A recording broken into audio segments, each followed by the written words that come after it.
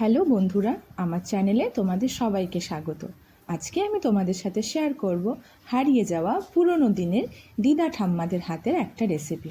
আমরা ভাবতেও পারি না আমাদের দিদা ঠাম্মারা কী করে এত সুন্দর রান্না করতে পারো। শুধু সেটা না, আমরা যেগুলোকে ফেলে দিই সেগুলো দিয়েও কত সুন্দর রান্না করতে পারে, তারই আজকের উদাহরণ হিসাবে এই রেসিপিটা। আজকে আমি তোমাদের সাথে শেয়ার করব একটা এমন রেসিপি যেটা অনেক দিনের পুরনো। চলো আজকে আমি তোমাদের সাথে শেয়ার করি লাউয়ের খোসা দিয়ে চিংড়ি মাছের মাথা বাটা। প্রথমে আমি কি করলাম, লাউয়ের খোসাগুলো টুকরো টুকরো করে কেটে নিলাম। এবার আমি কি করলাম, ওভেনটা জ্বালিয়ে আমি তার উপরে কড়াইটা বসিয়ে দিলাম। দেখতেই পাচ্ছ আমার কি কি লাগছে। লাউয়ের খোসা লাগবে, কাঁচা লঙ্কা, চিংড়ি মাছের মাথা লাগবে, পেঁয়াজ আর লাগবে রসুন। প্রথমে আমি কি করেছি, কড়াইটা গরম হতে বসিয়ে দিয়েছি, আর ওই দিকে আরেকটা ওভেন জ্বালিয়ে তাতে আমি ছোট কড়াইতে জল গরম বসিয়ে দিয়েছি। এবার কি করব, তার ভেতরে একটু লবণ দিয়ে দিয়েছি। এবার লবণ দেওয়ার পরে আমি এবার কি করব, যে লাউয়ের খোসাগুলো আছে সেগুলো আমি এবার ভাপাতে বসিয়ে দেব। দেখতেই পাচ্ছ আমি গরম জলের মধ্যে লাউয়ের যে খোসাগুলো আমি টুকরো করে কেটে রেখেছিলাম সেগুলো আমি ভাপাতে বসিয়ে দিলাম। হয়ে গেল আমার ভাপাতে বসানো, আর এই দিকে দেখতে পাচ্ছ আমার কড়াইটা গরম হয়ে গেছে। আমি কি করলাম, একটু নেড়ে দিয়ে ওটা রেখে দিলাম। এবার কড়াইতে আমি দিয়ে দেব তেল, সর্ষের তেল। চলো আমি অল্পই সর্ষের তেল দিয়ে দিলাম। এবার এই তেলটা গরম হয়ে গেলে এইবার আমি এর ভেতরে দিয়ে দেবো কালো জিরে ফোড়ন। তোমরা সবাই জানো কোনো কিছু বাটা বা ভর্তার মধ্যে কালো জিরের ফ্লেভারটা কতটা ভালো আসে। আমি এবার কড়াইতে দিয়ে দিলাম কালো জিরে ফোড়ন। এবার কি করব, যে কাঁচা লঙ্কাগুলো আমি চিড়ে রেখেছিলাম সেটা দিয়ে দিলাম। সেটা একটুখানি ভেজে নেব। ভেজে নেওয়ার পরে যে পেঁয়াজটা আমি কেটে রেখেছি সেই পেঁয়াজটা আমি এবার দিয়ে দেব কড়াইয়ের মধ্যে। এই পেঁয়াজটা হালকা আছে ভাজতে হবে। আর পেঁয়াজ ভাজার জন্য আমরা সবাই জানি যদি আমরা পেঁয়াজের মধ্যে সামান্য একটু লবণ দিয়ে দিই তাহলে কি হয়, পেঁয়াজটা তাড়াতাড়ি নরম হয়ে যায়। আমি গ্যাসটা একটু লো টু মিডিয়াম ফ্লেমে দিয়ে দিলাম, একটু লবণ দিয়ে দিলাম। এবার আমি কি করব, এবার আমি পেঁয়াজটা সুন্দর করে ভেজে নেব। সুন্দর করে ভাজা মানে পুরো কড়কড়ে ভাজা না, মিডিয়াম করে ভেজে নেব। দেখতেই পাচ্ছ আমি পেঁয়াজটা নেড়ে দিচ্ছি। তোমাদের সাথে কথা বলতে বলতে আমার পেঁয়াজটা প্রায় ভাজা হয়ে গেল।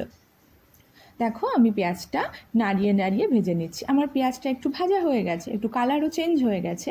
এবার আমি কি করব, যে রসুনের খোসাগুলো আমি ছাড়িয়ে রেখেছিলাম সেই রসুনটা আমি দিয়ে দেব পেঁয়াজের মধ্যে।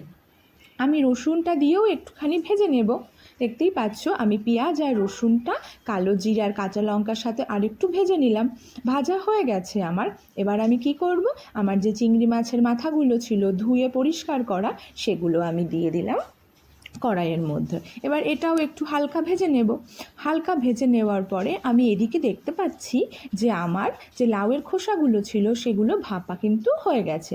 এদিকে আমার চিংড়ি মাছের মাথাটা পেঁয়াজ রসুনের সাথে অল্প অল্প ভাজা হয়ে গেছে, আর এদিকে আমার লাউয়ের খোসাগুলো ভাপানো হয়ে গেছে। এবার আমি একটা ঝাঁঝরি হাতার সাহায্যে কি করব, যে লাউয়ের খোসাগুলো সেদ্ধ করা হয়ে গেছে সেগুলো আমি এই কড়াইতে একটু অল্প অল্প করে দিয়ে দেব।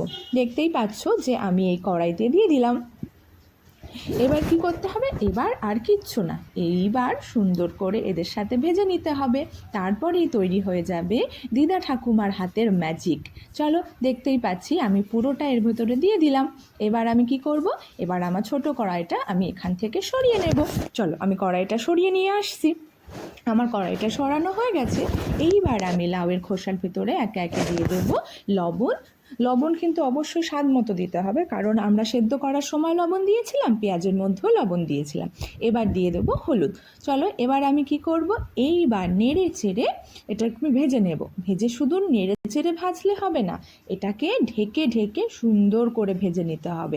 এর মধ্যে কোনো জল যাবে না। সেদ্ধ করার মধ্যে যে জলটা ছিল সেই জলটাই এটার মধ্যে চলে গেছে অল্প অল্প, সেই জলটাই শুকিয়ে শুকিয়ে নিয়ে ভেজে নিতে হবে। চলো এবার আমি আস্তে আস্তে নেড়ে চেড়ে ঢাকা দিয়ে দিয়ে ভেজে নেব। দেখতেই পাচ্ছ আর কি করতে হবে, কড়াইতে ছড়িয়ে দিতে হবে আর খুন্তি দিয়ে দেখে নিতে হবে যে তোমার জিনিসটা সেদ্ধ হয়েছে কিনা। আমি দেখতে পারলাম যে আমার জিনিসটা সেদ্ধ হয়ে গেছে কিন্তু ভাজা হয়নি। চলো আমার জিনিসটা দেখো ভাজা হয়ে গেছে, কতটা কমেও গেছে আর কালারটা চেঞ্জ হয়ে গেছে। এবার আমি কি করব, এবার আমি জিনিসটা নামিয়ে নিয়েছি। নামিয়ে কিন্তু সাথে সাথে গ্রাইন্ড করা যাবে না, নামিয়ে তাকে ঠান্ডা করে গ্রাইন্ডারে দিতে হবে। চলো আমার এটা বাটা কমপ্লিট হয়ে গেছে, কিন্তু আমরা সবাই জানি কি বাটা শুধু বাটলে বাটলে হবে না, বাটার মধ্যে যতক্ষণ না সর্ষের তেল যাবে ততক্ষণ কিন্তু বাটা কমপ্লিট হবে না। চলো, আমাদের বাটা হয়ে গেছে।